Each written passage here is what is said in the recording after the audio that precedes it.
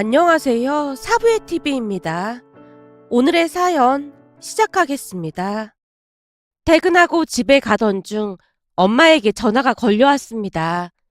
집에 오는 중이니? 조금 있으면 내릴 거야. 그럼 올 때 쌀 좀 사올래? 쌀이 떨어졌네. 우선은 작은 걸로 하나만 사와봐. 그냥 즉석밥 사갈까? 순간 저도 모르게 그 말이 튀어나왔는데요. 말을 하고 바로 후회를 하고 말았습니다. 그리고 역시나 엄마 목소리가 차갑게 변해 있었어요. 네 오빠 밥 올려놓을 건데 즉석밥을 올려놓으려고 그래? 알았어. 갈 때 사가지고 갈게. 엄마 목소리가 어찌나 무겁게 가라앉아 있던지 황급히 대답하고 전화를 끊었는데요. 잊지도 않은 오빠 밥을 해서 올려놓는 게 무슨 의미가 있을까 싶었거든요. 잠시 우리 가족 소개를 하자면 우리 집은 엄마와 저 단둘이 살고 있습니다. 아빠는 오래전에 돌아가셨고 제게는 오빠가 한 명 있었는데 어느 날 갑자기 사라져 버렸습니다. 엄마 말을 잠시 빌려보자면 그날은 제가 몸이 아파서 병원에 입원을 했었고 엄마에게 꿀떡이 먹고 싶다고 졸랐답니다. 결국 엄마가 오빠 손을 잡고 꿀떡을 사러 시장 안으로 들어갔다는데요. 떡을 계산하느라 잠시 손을 놓고 떡집 아주머니와 이야기를 나누던 사이 오빠가 흔적도 없이 사라졌다네요. 주변을 다 뒤져봤지만 아무리 찾아도 찾을 수가 없었답니다. 경찰에 신고도 해봤지만 역시나 찾을 수가 없었고요. 그리고 엄마의 시간은 그날 그 시간에 멈춰버렸다고 해야 할까요? 이모에게 저를 맡기고 오빠를 찾기 위해 백방으로 뛰어다닌 건 물론이고 전국 팔도 안 다녀본 곳이 없을 정도였습니다. 어느 날은 지쳐서 들어온 엄마를 보며 이모가 말했어요. 언니 마음 잘 아는데 이렇게 살다가는 언니도 유진이도 큰일 날 것 같아. 그렇다고 우리 유성이를 그냥 포기하란 말이야? 포기하란 말이 아니잖아. 사람이 살고는 봐야지. 지금 언니나 유진이 얼굴 좀 봐봐. 이게 어찌 사람 사는 거냔 말이야. 이모의 말에 엄마가 제 얼굴을 살폈다는데요. 그러다 저까지 잘못될까 싶은 생각이 들었고 하루 종일 오빠만 찾아다니던 것을 바꿔 주말에만 찾으러 다녔어요. 주변의 모든 사람들이 포기하라고 말했지만 엄마는 절대 포기하지 않았습니다. 그로 인해 저 또한 죄책감에 시달릴 수밖에 없었는데요. 꿀떡을 사오라고 해서 그 사달이 났다는 죄책감 속에서 평생을 살았으니까요. 그렇게 오랜 세월이 지났지만 엄마는 여전히 오빠를 잊지 않고 있었습니다. 그런 엄마 마음을 이해 못하는 건 아니었어요. 세상 어느 엄마가 자식을 잊을 수가 있겠습니까? 하지만 엄마의 기억은 오빠가 사라진 그날에 머무른 채 헤어나오지 못하고 있었습니다. 엄마는 식사 전에 오빠 밥만은 작은 솥에 따로 해서 식사를 할 때마다 새밥을 밥상에 올리곤 했으니까요. 아무리 몸이 아파도 그 일은 절대 거르지 않았습니다. 혹시나 엄마에게 일이 생기면 제가 챙길 정도였으니까요. 어느 날은 답답한 마음이 들어 제가 물었어요. 엄마, 이 정도면 할 만큼 한 거 아니야? 그만해도 되지 않을까? 네 오빠가 어디서 어떻게 살고 있는지도 모르는데 어떻게 그만해? 이렇게라도 해야 어디 가서 밥은 안 굶고 다닐 거 아니야. 엄마, 그거 다 미신이야. 미신이라고 해도 난 할 수 있는 건 다 할 참이야. 라며 엄마는 뜻을 굽히지 않았습니다. 그렇게 엄마는 지금도 여전히 새밥을 해서 항상 밥상에 올려놓고 있어요. 또한 매주 주말마다 절에 가서 108배를 올리며 오빠를 찾게 해달라고 빌고 또 빌었습니다. 오죽했으면 스님들부터 절에 자주 오는 사람들까지 우리 집 사연을 모르는 사람이 없을 정도였어요. 저 또한 주말마다 같이 절에 찾아가곤 했는데요. 평생을 죄책감에서 헤어나올 수가 없었기에 절에서 절을 하고 나면 왠지 모르게 죄책감이 조금이나마 덜어지는 느낌이었거든요. 비가 오나 눈이 오나 매주 절에 찾아가자 스님이 위로의 말을 건네기도 했습니다. 참 대단하십니다. 이런 정성이시면 아드님이 분명히 찾아올 테니 너무 걱정하지 마십시오. 스님 눈에는 그런 게 보이는 겁니까? 글쎄요. 눈에 보인다기보다는 간절히 바라면 이루어지기 마련이니까요. 하지만 혹시나 이번 생에서 만나지 못한다면 다음 생에서라도 반드시 만나줄 겁니다. 스님, 저는 이번 생에서 우리 아들을 꼭 만나고 싶습니다. 우리 아들한테 따순 밥 한 끼 먹여보는 게 제 소원입니다. 그러니 부디 부처님께 우리 아들 좀 만나게 해달라고 빌어주세요. 다음 생이라는 말에 충격을 받은 것인지 엄마가 통곡을 하며 스님께 빌고 또 빌었습니다. 저는 자식을 낳아본 적이 없어서 그런 엄마의 심정을 100% 이해하긴 어려웠지만 얼마나 아플까 싶어 마음이 아려왔습니다. 다행히 스님이 엄마를 위로했습니다. 걱정하지 마십시오. 이렇게 진심으로 기도하는데 분명히 찾아올 겁니다. 그럴 겁니다. 감사합니다, 스님. 그 한마디에 세상을 다 가진 듯 엄마가 허리까지 숙여 몇 번이나 감사 인사를 했습니다. 그렇게 우리는 항상 오빠를 그리워하고 살았기에 비록 옆에는 없었지만 같이 있는 그런 느낌이었어요. 그날도 쌀을 사서 집으로 들어가자마자 엄마가 정성스레 밥을 지어서 밥상에 밥을 올렸습니다. 오빠 밥은 항상 수북하게 담겨져 있었는데요. 부디 밥을 굶지 말라는 엄마의 간절한 마음이 담겨져 있었다고 해야 할까요? 그렇게 우리는 오빠를 잊지 않고 살고 있었습니다. 그러던 와중에 좋아하던 사람이 생겼는데 차마 입이 떨어지지 않아 말을 꺼낼 수가 없었어요. 오빠는 어디서 어떻게 살고 있는지 알 수도 없는데 저만 행복하게 사는 것 같아 또다시 죄책감이 밀려왔거든요. 결국 어느 날 이모에게 고민을 털어놨습니다. 이모, 사실은 만나는 사람이 있는데 차마 엄마한테 말을 못하겠어. 그게 무슨 말이야? 왜 말을 못해? 아니, 나 때문에 오빠가 그렇게 된 거나 다름없는데 결혼하고 싶다는 말을 어떻게 하겠어?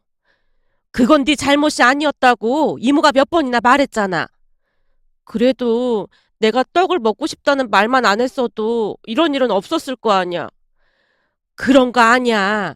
사람에게는 운명이라는 게 있다고 했잖니. 그러니까 그런 생각하지 마. 남자친구는 어떤 사람이야? 결혼하자고 그러는 거야? 좋은 사람이야. 만난 지 2년 정도 됐는데 결혼 이야기가 나오고 있거든. 양가 인사드리자고 하더라고. 네가 결혼해서 손주 안겨드리면 엄마도 조금은 나아질 거야. 오히려 잘 됐네. 라며 이모가 기뻐했습니다. 그리고 며칠 후 용기를 내서 엄마에게 말을 꺼냈어요. 엄마, 사실은 나 결혼할 사람이 있거든? 뭐? 남자친구가 있었던 거야? 얼마나 만났는데? 2년 정도 만났어. 근데 그동안 왜 아무 말도 없었던 거야? 그게 아직 오빠를 못 찾았잖아. 차마 결혼 이야기를 꺼낼 수가 없더라고. 라며 제가 울먹이고 있었는데요. 엄마가 미안한 듯 입을 열었습니다. 그거랑 네 결혼이랑 무슨 상관이 있다고 그래. 이 엄마는 오빠를 계속 찾겠지만 넌 네 삶을 살아가야 하는 게 맞는 거지. 한번 데리고 와봐. 궁금하네. 엄마가 진심을 담아 말했습니다. 그렇게 얼마 뒤 남자친구를 집에 데리고 왔고 다행히 마음에 드는 모양으로 엄마가 많이 좋아했습니다. 사람이 성격도 좋고 다 마음에 든다. 정말? 다행이다. 근데 태민이네 집에는 언제 인사 가는 거야? 다음 달에 인사 가기로 했어. 그럼 옷이라도 한 벌 사서 입고 가야 하는 거 아니야? 보니까 태민이네 집은 참 잘 사는 집 같아 보이던데. 그렇더라고. 집이 잘 사는 편인가 봐. 혹시나 그 집안에서 결혼 반대하고 그러진 않겠지? 태민 씨 말로는 좋은 분들이래. 그러니까 너무 걱정하지 마. 라며 엄마를 안심시켰습니다. 그렇게 얼마 뒤 남자친구 집에 인사를 갔는데요. 남자친구 집은 어마어마하게 넓었고 모든 것이 완벽해 보였습니다. TV에서나 보던 그런 집이었거든요. 한마디로 어마어마한 부잣집인 게 확실해 보였어요. 순간 주눅이 들어 제가 눈치를 봤지만 예비 시댁 가족들이 반갑게 맞아줬습니다. 화기애애한 분위기 속에서 식사를 했고 예의 바른 가족들 모습에 조금은 마음이 놓였어요. 우리가 식사를 하는 내내 가사도우미 아주머니가 도움을 주기도 했고 식사 후에는 뒷정리와 설거지까지 하는 모습이었습니다. 잠시 후 과일을 가지러 주방으로 들어갔는데 가사도우미 아주머니가 과일 접시를 건네는 듯 하더니 제 손에 종이 한 장을 급히 주며 속삭였어요. 이거 내 전화번호인데 시간 날 때 꼭 전화해요. 내가 꼭 할 말이 있어서 그래요. 다른 사람들한테는 비밀이에요. 라며 급히 자리를 피했습니다. 가사도우미 아주머니의 목소리가 심상치 않아 보였기에 우선 받았던 연락처를 급히 주머니에 넣고는 아무렇지도 않게 가족들과 대화를 나누다 집에 돌아왔는데요. 집에 돌아와서도 가사도우미 아주머니의 말이 머릿속을 떠나지 않았습니다.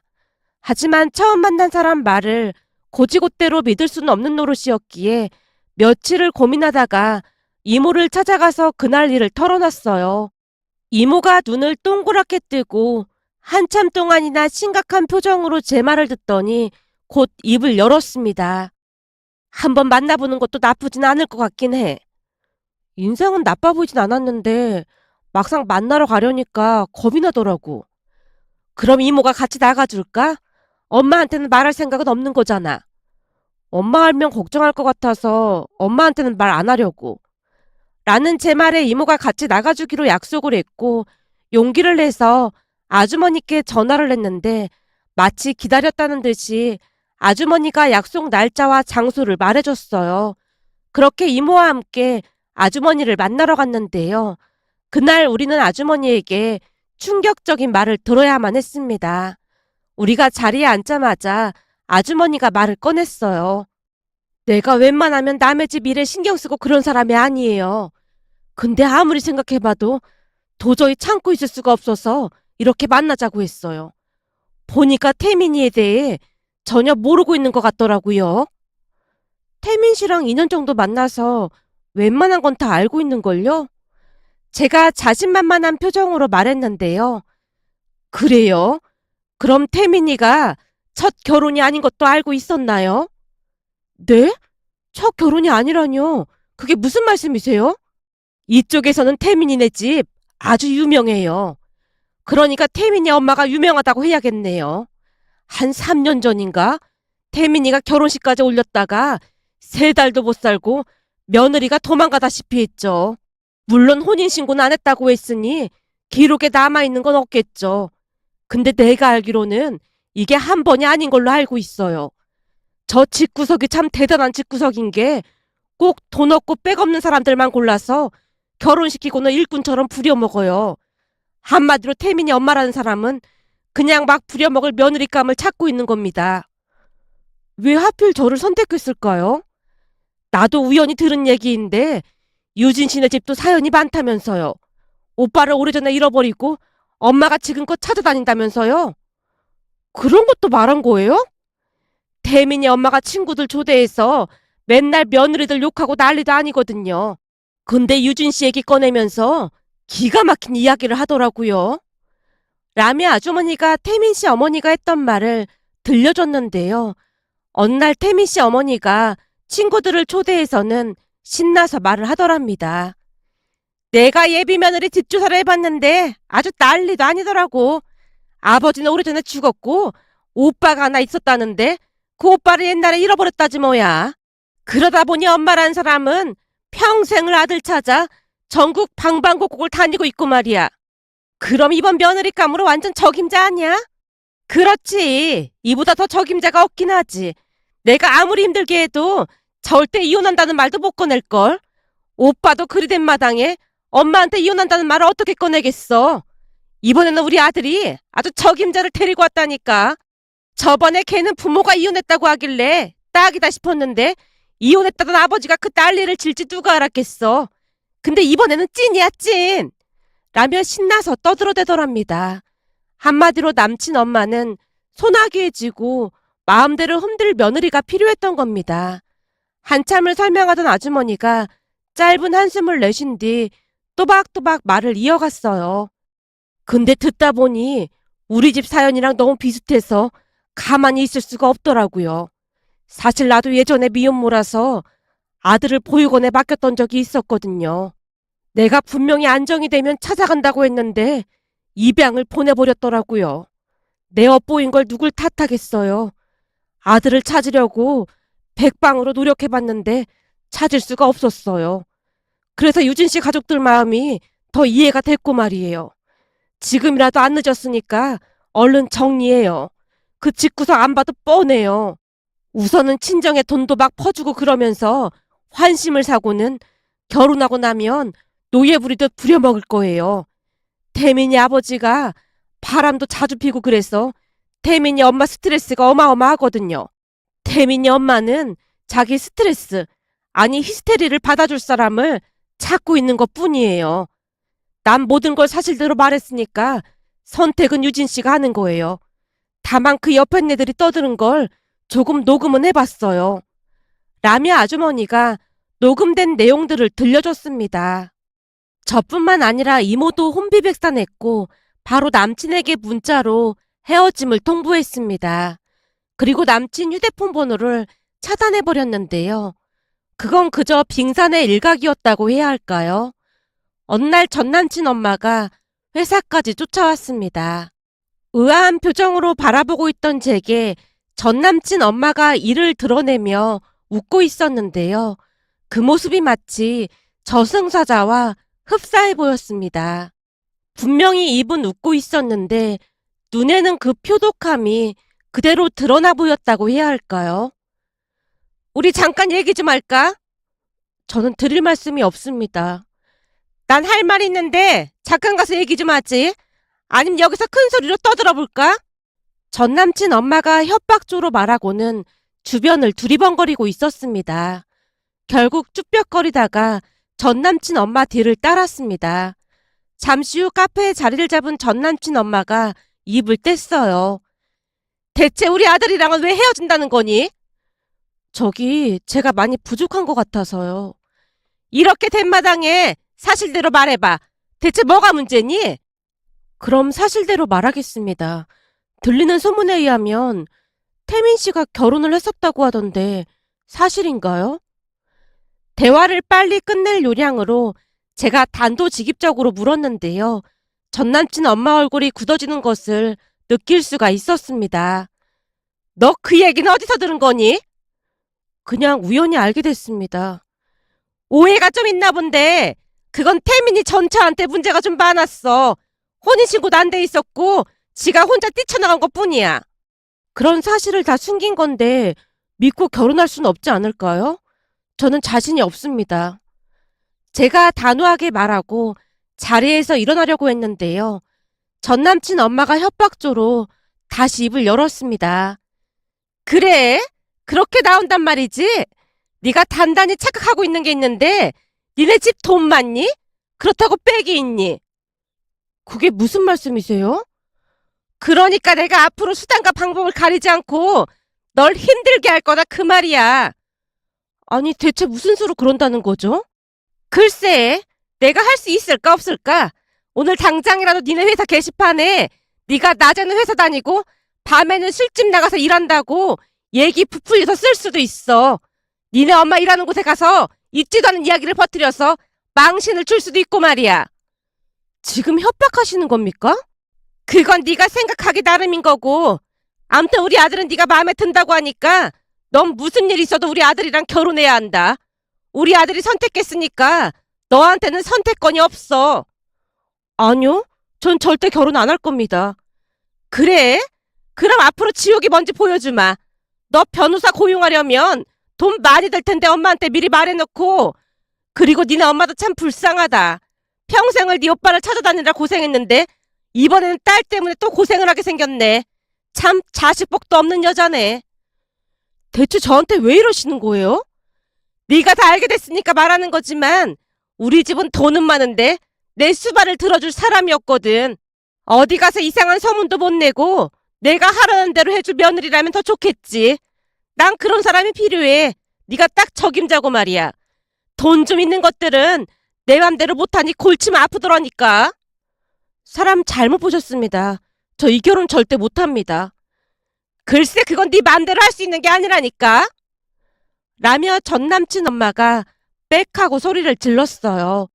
순간 제정신이 아니라는 확신이 들었고 공포를 느낀 제가 떨리는 목소리로 말했어요. 저기 태민 씨랑은 이미 다 끝낸 문제입니다. 저는 이만 일어나겠습니다. 라며 제가 자리에서 일어났는데요. 전 남친 엄마가 순식간에 제 뺨을 올려붙였어요. 내가 말 안 끝났다고 했지? 당장 앉아! 어찌나 목소리가 크던지 저도 모르게 다시 주저앉았어요. 그리고 곧 누군가 우리 곁으로 가까이 다가왔는데요. 잔뜩 겁에 질린 나머지 전 남친 엄마가 부른 사람이라는 생각과 함께 온몸이 덜덜 떨리고 있었습니다. 하지만 제 예상이 보기 좋게 빗나갔는데요. 아무 말 없이 다가온 남자들을 보며 전 남친 엄마가 물었어요. 니들은 또 뭐야? 유진이 네가 이 사람들 부른 거야? 아니요. 저는 모르는 사람들입니다. 놀란 채 제가 손사래를 치며 안절부절 못하고 있었습니다. 처음 본 남자가 자리를 잡고 앉았고 옆에 있던 다른 남자가 입을 열었습니다. 지금 당신이 이 여자분께 뺨 올려붙인 것부터 협박하는 내용까지 전부 녹음했습니다. 이건 전부 경찰에 넘길 생각입니다. 뭐? 당신들이 누군데 나서고 난리야? 아, 여기 이분은 유진 씨 오빠 되는 사람입니다. 그리고 저는 통역관이고요.